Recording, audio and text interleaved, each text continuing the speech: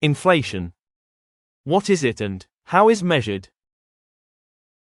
Inflation measures a general increase in prices in an economy. A rise in inflation means an increase in the cost of living. But what causes inflation?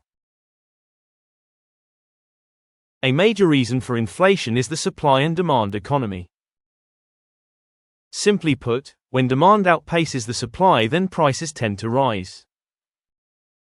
Meaning there is more demand than supply available.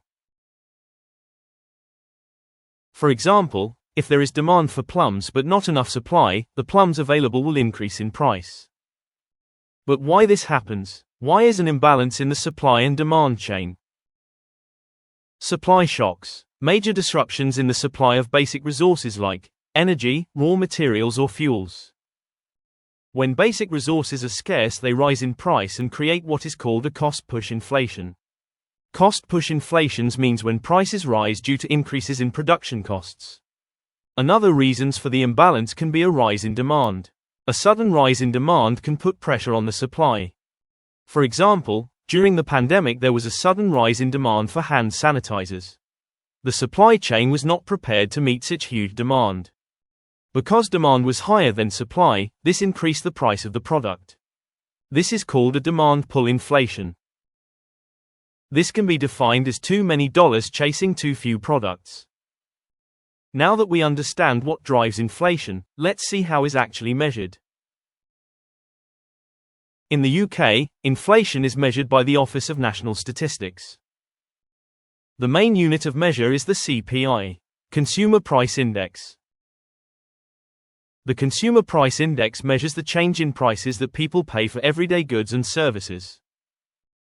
The Office of National Statistics uses a list of 700 goods and services to compile what is called a basket of goods. This list is revised annually and includes goods and services. Includes food items like bread, milk, fruits, meat, vegetable.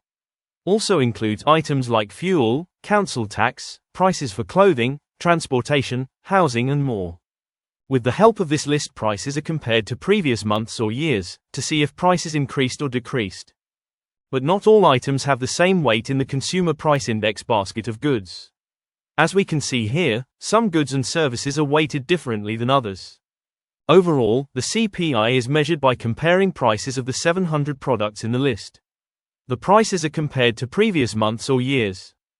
If, for example, the prices of milk increased in August 2024 compared with July 2024, that is a sign of inflation.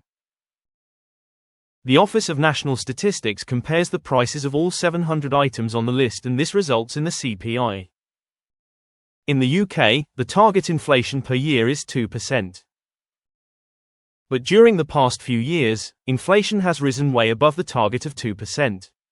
As we can see on this chart, in October 2022 the Consumer Price Index has reached 11%, meaning prices of everyday goods and services increased 11% more than the previous year.